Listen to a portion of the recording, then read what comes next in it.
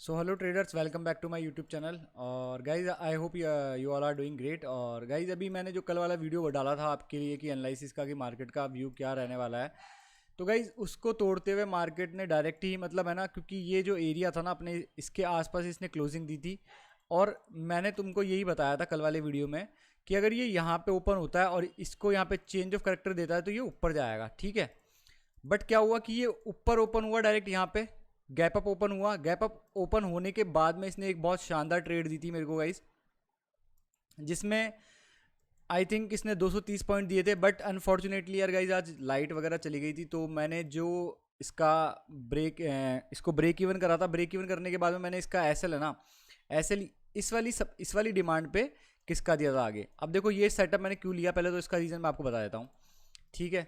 अभी देखो 15 मिनट पे जो ये एरिया है 42,460 का, ये मेन एरिया था गाइस, ये वाला एरिया मेन था, ठीक है। अब मेरे को ये था कि ये यहाँ से रिजेक्शन लेगा, तो यहाँ से इसने रिजेक्शन लिया मार्केट ने। अब ये गैप अप ओपन हुआ तो एक सिनेरियो ये हो सकता था कि यार क्या पता कि ये गैप को फिल करने जाए और फिर ये यहाँ तक आके इस वाली डिमांड पे टैप होकर फिर उसके बाद में ऊपर जाए। बट मार्केट क्या करता है, मार्केट आता है अपने ऊपर ओपन होता है, इसको टैप करता है। इसको टैप करने के बाद में ये क्या करता है, देखो अब यहाँ पे क्या सिनेरियो था। अभी जो मैंने प्रीवियस वीडियोस में आपको सेटअप बताया वही सेटअप रोज फॉर्म हो रहा है, कोई दिक्कत नहीं है। अगर आपको एक ही सेटअप पकड़ना है तो आप एक सेटअप पकड़ के बैठ रह सकते हो, कोई दिक्कत वाली बात नहीं है। थोड़ा बहुत मेरा आज थोड़ा सा मतलब 3-4 हज़ार रुपये का प्रॉफिट हुआ होगा, ठीक है। अब देखो क्या हुआ, आराम से मैं इसमें 30-40 हज़ार रुपये बुक कर सकता था, बट कोई दिक्कत नहीं है, इस मार्केट मौके देता रहेगा। तो पुरानी चीज़ों के बारे में सोचना और पुरानी चीज़ों के बारे में इतना गहराई से सोचना कोई मतलब वाली बात नहीं है, ठीक है। तो अब देखो क्या होता है, मार्केट यहाँ पे टैप करता है, लोअर लो लोअर हाई लोअर लो बनाता है, ठीक है। अब मैंने आपको बताया कि जब ये सप्लाई से रिजेक्शन ले रहा है, सप्लाई से रिजेक्शन लेने के बाद में का मतलब क्या हुआ कि सप्लाई कंट्रोल में आ गई।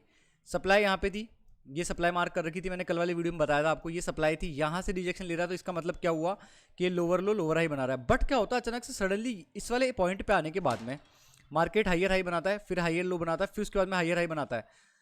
फिर इसके बाद में क्या करता है ये मार्केट यहाँ पे लिक्विडिटी बनाता है, 42,347 के समथिंग यहाँ पे लिक्विडिटी बनाता है। इस लिक्विडिटी को बनाने के बाद में मैंने थोड़ा बहुत कंफर्म हो गया था कि यार ये मार्केट है ना थोड़ा बहुत अगर यहाँ पे मेरे को चौक देता है 5 मिनट के हिसाब से, अगर ये 5 मिनट के हिसाब से इस 42,420 के एरिया पे मेरे को चेंज ऑफ करेक्टर शो करता है, तो फिर इसके रिटेस्ट पे, क्योंकि देखो अगर आप 1 मिनट पे इस मूव को देखोगे तो आपको और थोड़ी सी क्लियर समझ में आएगा।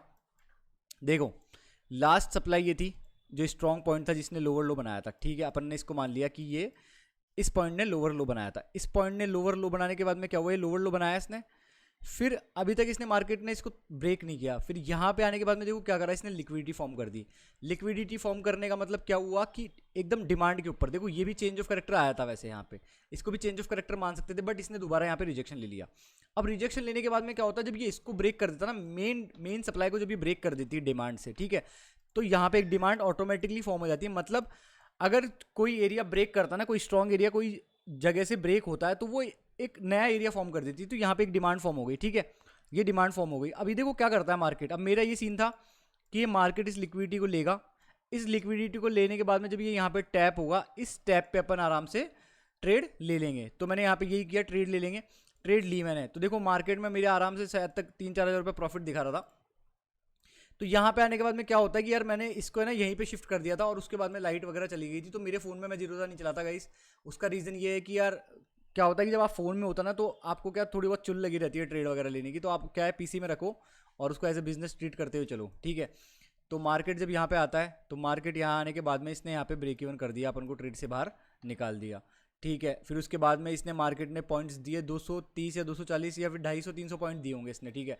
अब मेरा देखो ऊपर का एरिया क्या था, मेरा बायस ये था कि अगर मार्केट इस एरिया को ब्रेक कराए, यहाँ पे चेंज ऑफ करेक्टर शो कराया ना मार्केट ने इस डिमांड पे आके, तो इसकी जो नेक्स्ट सप्लाई है वहाँ तक मिटिगेट करने जाएगा। अब देखो नेक्स्ट सप्लाई अगर आप जाके ढूंढोगे मार्केट के एरिया पे जाके, सॉरी गाइस नेट थोड़ा धीरे चल रहा है, तो अगर अपन यहाँ पे चल के देखो 4 आवर पे मैं आपको दिखाता हूँ। हाँ ये देखो गाइस, अपन 4 आवर पे देखो, ये जो कैंडल है ना, ये कैंडल है सप्लाई कैंडल है ये, ठीक है। ये कैंडल है इसकी सप्लाई कैंडल, तो इसका मिड मार्क कर लिया मैंने, मतलब ये रहा इसका मिड। क्योंकि देखो मिड क्यों मार्क करा, इसका रीज़न ये है कि मैं होल कैंडल मार्क करता, बट मिड मार्क करने का रीज़न ये था कि जो कैंडल है ना, कैंडल इसकी विक है ना 50% से ज़्यादा है। जब भी किसी भी कैंडल की 50% से विक ज़्यादा होती है ना तो अपन उसको हमेशा मिड में मार्क करते हैं। अब क्या हुआ, जब इसको 4 मिनट से 15 मिनट पे, आप देखो गाइज, अगर आपको समझ में नहीं आ रहा तो आप प्रीवियस वीडियो जाके देखना, ये स्ट्रेटेजी मैं कैसे यूज़ करता हूँ, कैसे बता रखी है सप्लाई एंड डिमांड के ऊपर, थोड़ा एडवांस लेवल का बता रखा है, ठीक है। तो अब देखो अपन रिफाइनमेंट करते हैं 15 मिनट पे, 4 आवर को रिफाइनमेंट करते हैं तो देखो कितना छोटा एरिया हो जाता है। 4 आवर के हिसाब से ये इतना बड़ा एरिया था, 42,760 से लेकर 42,613 के बीच में। बाकी जब इसको 15 मिनट का रिफाइनमेंट मिलता है तो ये इतना हो जाता है, ठीक है, 42,760, ठीक है। अब देखो मार्केट क्या करता है, मार्केट फिक्स मेरे एरिया पे आता है। मेरे एरिया पे आने के बाद में मार्केट टैप करता है यहाँ पे। मार्केट यहाँ पे टैप करने के बाद में देखो क्या होता है। अब देखो आप एक चीज़ नोटिस करना guys, higher high, higher low, higher high, फिर इसने लोअर लो बना दिया। लोअर लो बनाने का मतलब क्या हुआ, लोअर लो बनाने का मतलब ये हुआ कि यार मतलब मार्केट है ना यहाँ से रिजेक्शन ले रहा है, उसने 5 मिनट पे एक चेंज ऑफ करेक्टर शो किया है। तो नेक्स्ट एरिया देखो, अभी मैंने ये भी ट्रेड ली थी, बट क्या है गाइस, ये 3:15 पे शायद तक मेरी ट्रेड थी, 3:10 या 3:15 पे थी। फिर मेरे को पता लग गया कि यार अभी ज़्यादा मूव नहीं देगा, तो इसलिए मैंने इसको निकाल दिया। बाकी अगर देखो कल मार्केट ओपन होता ना, अगर मार्केट देखो अब मार्केट का सिनेरियो देखते कि मार्केट ओपन होता है तो उस हिसाब से कैसे काम करेंगे अपन। अगर मार्केट इस एरिया के आसपास ओपन होता ना तो अपन है ना आराम से इसको 15 मिनट के, क्योंकि इसने 15 मिनट का चौक दे दिया, तो 15 मिनट के हिसाब से जैसे मान लो इस एरिया पे या फिर यहाँ एरिया तक, देखो यहाँ पे लिक्विडिटी है, यहाँ पे लोगों का पैसा फंसा हुआ है, तो यहाँ तक अपन इसको आराम से होल्ड कर सकते हैं और यहाँ तक अपन को टारगेट मिल जाएगा। और अगर देखो पहला सिनेरियो तो हो गया यहीं पे ओपन होता है तो यहाँ पे अपन सेल कर देंगे। दूसरा सिनेरियो होता है कि मार्केट मान लो मार्केट यहाँ पे ओपन होता है इसके आसपास और यहाँ पे वही चेंज ऑफ करेक्टर शो करता है, तो अपन आराम से इसका हायर हाई का टारगेट रख सकते हैं, ठीक है गाइज। तो कोई श्योरिटी नहीं है वैसे, बट ये है कि अपन देख सकते हैं इसका हायर हाई या फिर इसका टारगेट दे सकते हैं। अब देखो मैंने आपको बताया कि मेन स्ट्रक्चरल पॉइंट क्या है, मेन जो स्ट्रक्चरल पॉइंट है इस मार्केट के अंदर वो मेन स्ट्रक्चरल पॉइंट यहाँ पे चल रहा है।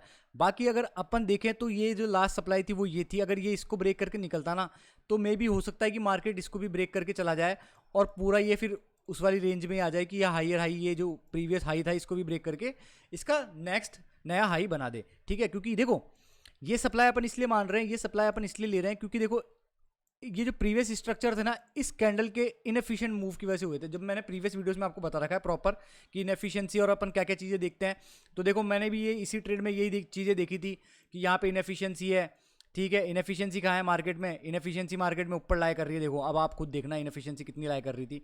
अगर मैं आपको मार्क भी करके दिखाता हूँ, 15 मिनट पर मार्क करके दिखाता हूँ, तो देखो आपको मैंने बता रखा है इस वीक से इस वीक तक, ये देखो ये रही इनएफिशिएंसी, ठीक है। इसको मैं प्रॉपर मार्क कर देता हूँ, ये रही इनएफिशिएंसी। इनएफिशिएंसी का मतलब कि गैप है मार्केट के अंदर, मार्केट में इतना ह्यूज मोमेंटम आया था, सेलिंग मोमेंटम में फिर बाइंग मोमेंटम, कोई भी मोमेंटम आया था जिसकी वजह से क्या है लोगों को खरीद बेच करने का मौका नहीं मिला, तो इसको इनएफिशिएंसी बोलते हैं।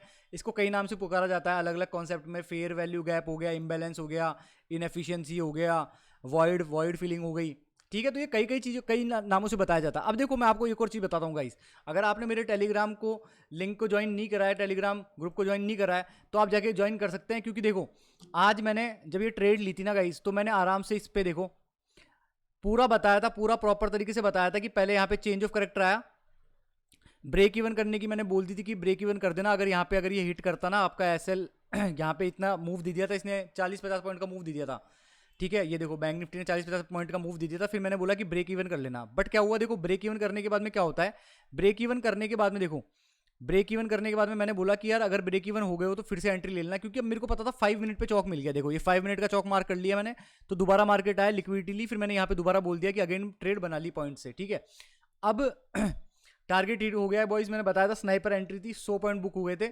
अगर 100 पॉइंट कोई भी बुक करना चाहता तो आराम से कर सकता था, बाकी 250-300 पॉइंट में भी कोई दिक्कत नहीं थी बुक करने में, अगर आप ब्रेक इवन करके ट्रेड को चलने देते ना तो आराम से। अब देखो सेकंड ट्रेड जो मैंने आपको बताया था 3:15 पे ली थी, उसका भी मैंने सिग्नल सेंड करा था टेलीग्राम लिंक पे कि यार यहाँ पे देखो, यहाँ पे लिक्विडिटी लाया कर रही है, यहाँ ये रिजेक्शन ले रहा है, इसने चेंज ऑफ करेक्टर शो कर दिया, अभी इसका रिटेस्ट करेगा ना तो उसके बाद में अपन लोअर लो की ट्रेड ले सकते हैं।